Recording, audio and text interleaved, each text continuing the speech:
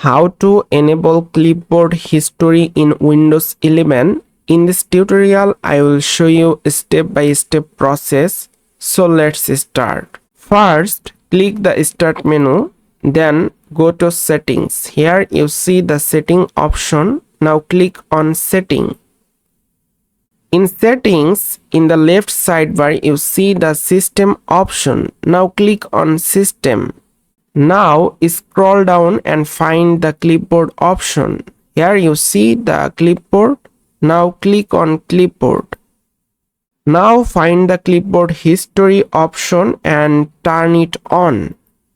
Now you can press Windows key plus V to view your clipboard history and paste previously copied items from here. And that's how you enable and use clipboard history on Windows 11.